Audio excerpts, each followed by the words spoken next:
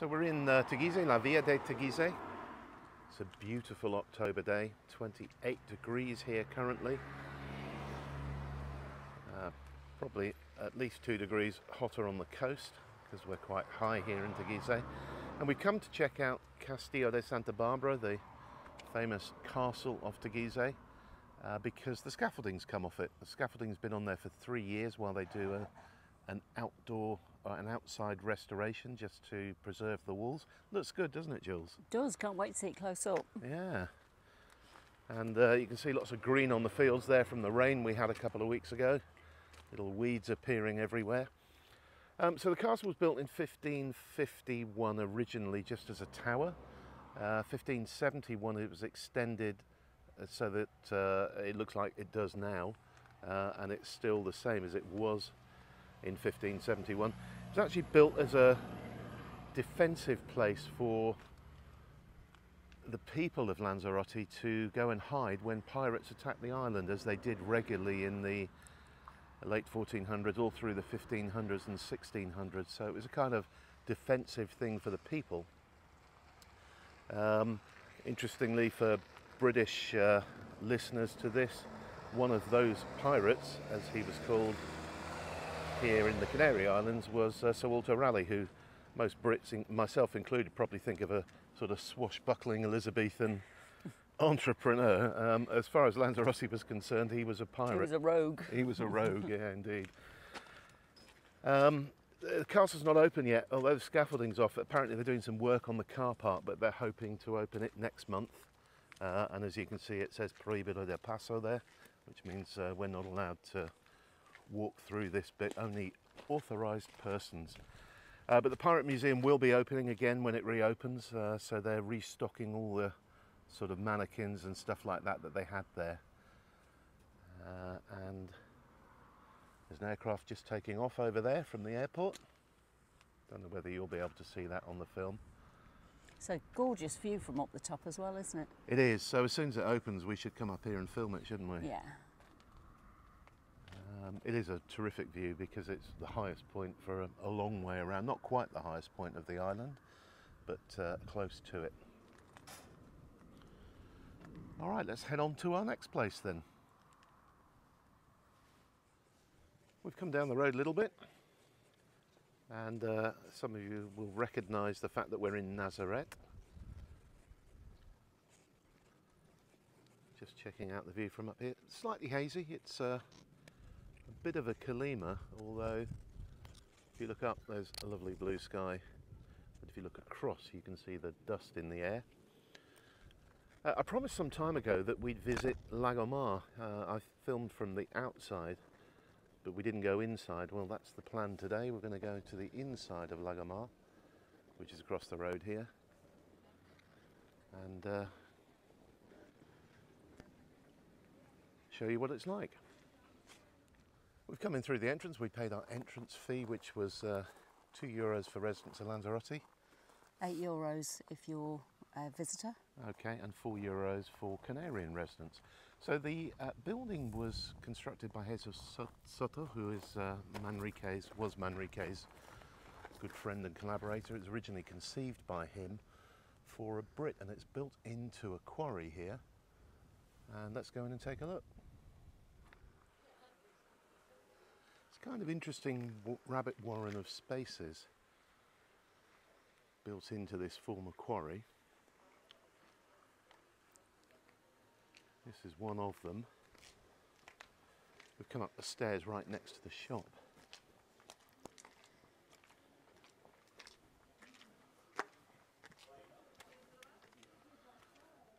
What goes on here, Jules? Is it an art exhibition?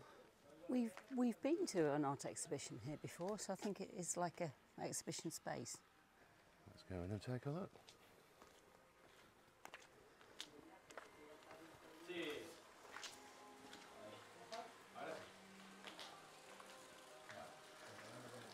Somebody doing a bit of virtual reality stuff there. It's a nice viewpoint. Ah, beautiful. So the central feature is that lovely swimming pool you can see now.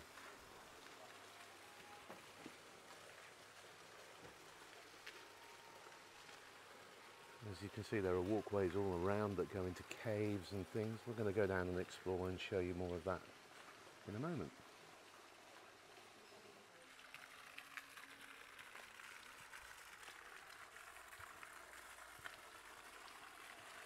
You can probably hear the water. It's just such a peaceful sound, that.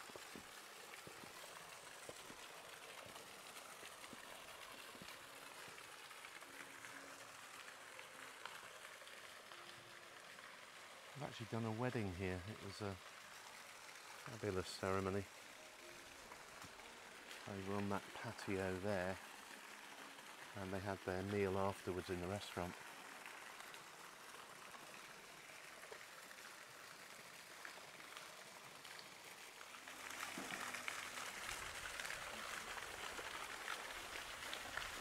This is one of those pieces. We've got one of these, Jules, haven't we? Yes. Remind me what the artist's name is? Mick Gunnell, is it? Mick Gunnell, that's it. Yeah. He's based in Teguise, isn't he? Teguise. Is he? There's a workshop there. So he makes kind of bizarre metal sculptures, I think I'd describe them as. Ours is a witch, isn't it? Yeah. What's that? That's an animal, isn't it? Yeah, is it a camel? I don't know, it's quite hard to tell. There's a sort of restaurant cafeteria here. And we're going to walk through this tunnel line.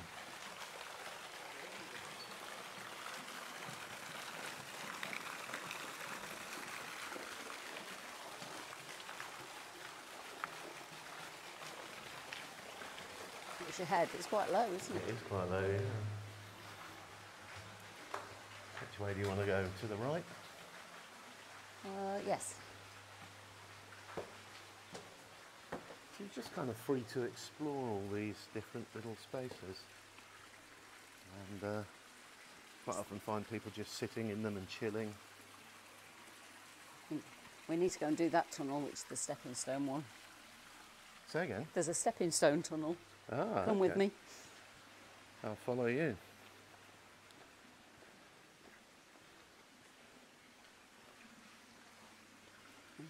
Through here? Yeah. Okay. Are there any birds in here? Yes. Yeah, there are a couple of little birdies in there. Ah, okay, so oh, these look interesting. Can I do this and film at the same time? Or will I fall in the water? Possibly. Okay, that's weird.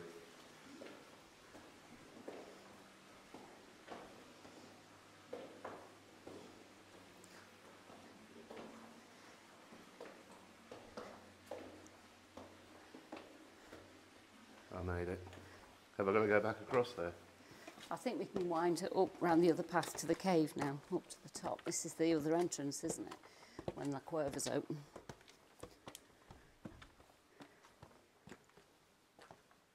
Yeah, we can go round that way. Beautiful Drago tree there. As you can see, they sort of split and then split again and create this crown effect. They live for hundreds, well thousands of years in fact. And they have red sap, which is why they're known as dragon trees.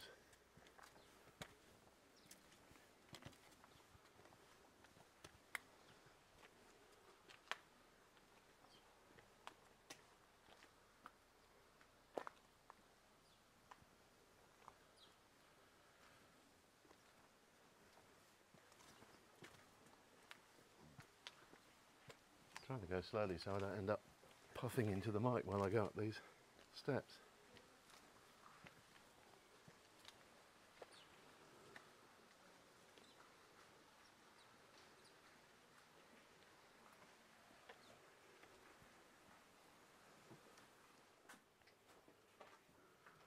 Through this section we've got the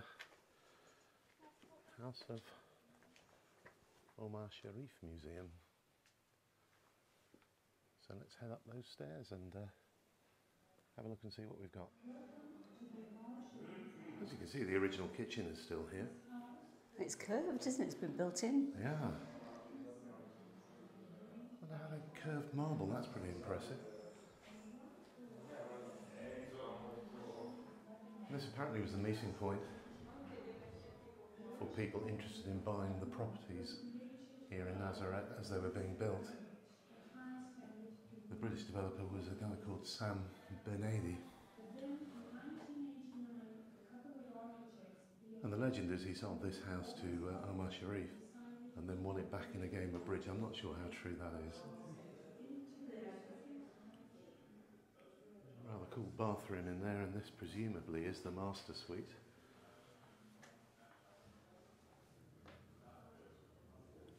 Built into the wall.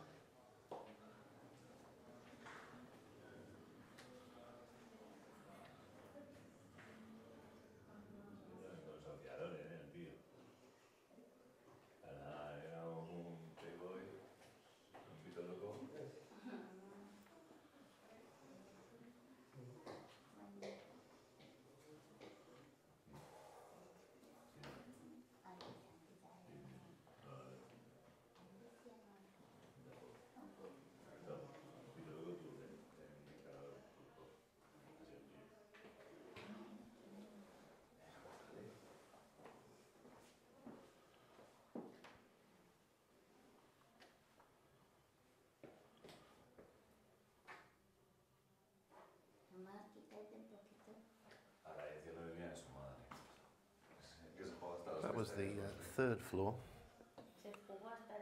the beautiful roof terrace and the room where cards were played.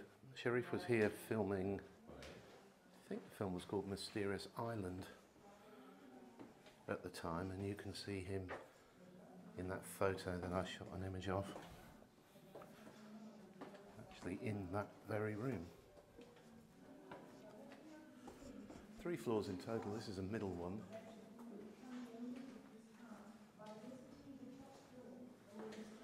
Again, sort of classic Enrique concrete built-in furniture.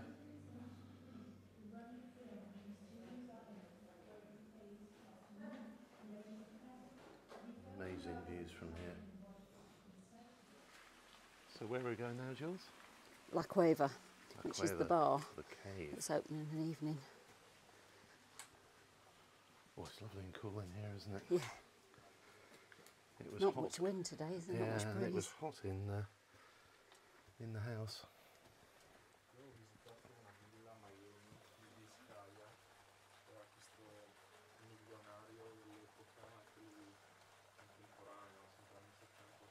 There's a little bar here that does cocktails and drinks in the evening.